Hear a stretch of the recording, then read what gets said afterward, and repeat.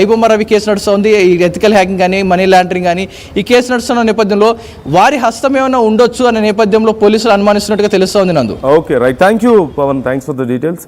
మొత్తం మీద ఈ కేసుకు సంబంధించి ఇంకా డీటెయిల్స్ రావాల్సి ఉంది. నేను కూడా వెబ్సైట్ ఓపెన్ చేసే ప్రయత్నం చేశాను, బట్ అందుబాటులో లేదు. ఆ వెబ్సైట్ పూర్తిగా క్లోజ్ అయిపోయి ఉండడం మనం చూస్తున్నాం. అయితే ఇది ఎవరు చేసిన పని? గతంలో కూడా కొన్నిసార్లు కొంతమంది సైబర్ నేరగాళ్ళు సైబరాబాద్ పోలీసుల వెబ్సైట్స్ని హ్యాక్ చేసినటువంటి సందర్భాలు ఉన్నాయి. ఇప్పుడు కూడా వాళ్ళ పని అంటూ కొంతమంది అనుమానిస్తుంటే, కొంతమంది మాత్రం ఖచ్చితంగా ఇది రవి పని అయి ఉండొచ్చు, అంటే వాళ్ళ టీం బయట నుంచి పనిచేస్తుంది, ఇంకా ఐబొమ్మకు సంబంధించిన లింక్స్ ఓపెన్ అవుతున్నాయి, ఎస్బీఐ పోర్టల్లోనే డైరెక్ట్గా ఓపెన్ చేస్తున్నారు, మరోవైపు మరికొన్ని కొత్త వెబ్సైట్స్ వస్తున్నాయి. సో రవి లోపల ఉన్నప్పటికీ రవి టీం యాక్టివ్గానే ఉంది, రవికి బదులుగా రవి టీం అక్కడ పనిచేస్తుంది అని చెప్పి చాలామంది అంటున్నారు. సో ఇక పోలీసులే చెప్పాలి ఈ వివరాలు, ఎవరు చేశారు, నిజంగా రవి ఇన్వాల్వ్మెంట్ ఉందా లేదా. ఒకవేళ లేకపోతే అసలు ప్రజలకి ఇలాంటి ఒక ఐడియా ఎందుకు వస్తుంది? రవి అంటే ఇలాంటివి జరిగిన ప్రతిసారి రవియే ఇదంతా చేస్తున్నాడు, లేదంటే అతని టీం నుంచి ఇదంతా జరుగుతుంది అనే ఐడియా ఎందుకు వస్తుంది? Why people are still supporting him? ఇలాంటి విషయాల్లో వాళ్ళు ఎందుకు పాజిటివ్గా తీసుకుంటున్నారు? ఇలాంటి విషయాల్లో రవికి క్రెడిట్ ఇవ్వడానికి ఎందుకు చాలా ఇంట్రెస్టింగ్గా ఉన్నారు ప్రజలు? So these are very important questions, these are very sensible questions these days. So మీరేమనుకుంటున్నారు? మీకేమనిపిస్తుంది? Do you think Ravi is really behind all this? Ravi team నిజంగా దీని వెనక ఉందనుకుంటున్నారా, లేకపోతే ఎప్పటిలాగానే కొంతమంది సైబర్ నేరగాళ్ల పనే? బట్ ఒకవేళ సైబరాబాద్ పోలీసుల వెబ్సైట్ హ్యాక్ అయితే అత్యంత పటిష్టమైనటువంటి వ్యవస్థ మన పోలీస్ వ్యవస్థ వెబ్సైట్లో హ్యాక్ చేస్తున్నారంటే ఎలా అర్థం చేసుకోవాలి? వాళ్ళు ఇంతకంటే ఇంకా పటిష్టమైన వ్యవస్థ కలిగి ఉన్నారనా? దే ఆర్ మోర్ అడ్వాన్స్డ్ అని చెప్పాలా వాళ్ళ technology?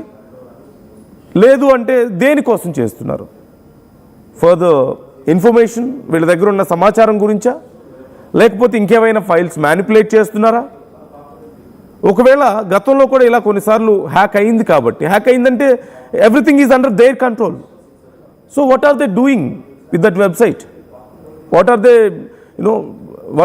What are they thefting from that? ఏం చేస్తున్నారు?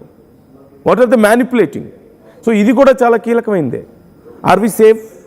మన పోలీస్ డిపార్ట్మెంట్కి సంబంధించిన సమాచారం సేఫ్గా ఉందా లేదా? దీనికి సంబంధించి ఇంకా పోలీసులు కన్ఫర్మ్ చేయాల్సి ఉంది. అండ్ ఖచ్చితంగా ఇలాంటి వాళ్ళని వదిలిపెట్టరు, అంతవరకు అయితే confirm. They are trying to create more firewalls and మరింత అడ్వాన్స్డ్గా ఎప్పటికప్పుడు అప్డేట్ అవ్వడానికి ప్రయత్నిస్తున్నారు. At the same time they don't leave them అంత ఈజీగా. ఇలాంటి పోలీసుల వెబ్సైట్స్ని హ్యాక్ చేసిన వాళ్ళని అంత ఈజీగా ఎందుకు వదిలిపెడతారు అనే ప్రశ్న ఖచ్చితంగా ఇక్కడ ఉత్పన్నం అవుతుంది. But at the same time చాలామంది సైబర్ నేరాలకి సంబంధించి కంప్లైంట్స్ ఇచ్చినప్పటికీ పోలీసుల వెబ్సైటే సేఫ్గా లేనప్పుడు ఇక ప్రజల పరిస్థితి ఏంటి? ఒక్కసారి ఇమాజిన్ చేసుకోండి. రవి విషయంలో కూడా ఈ ప్రశ్న వస్తుంది. పోలీసు వ్యవస్థకి సంబంధించిన వెబ్సైట్సే సేఫ్గా లేనప్పుడు, అవే హ్యాక్ అవుతున్నప్పుడు, ఆఫ్టర్ ఆల్ మన ఇన్ఫర్మేషన్ ఎంత, మనమెంత? మనం ఒక సైట్ క్లిక్ చేస్తున్నాం, అయిపోయింది, కథం, అక్కడితో మన ఇన్ఫర్మేషన్ అంతా వాళ్ళ చేతుల్లోకి వెళ్ళిపోయింది. సో ఫ్రీ సినిమాలకు అలవాటు పడ్డ వాళ్ళు కొంచెం ఆలోచించండి ఏం జరుగుతుంది అనేది. How vulnerable you are, how weak you are compare to police department.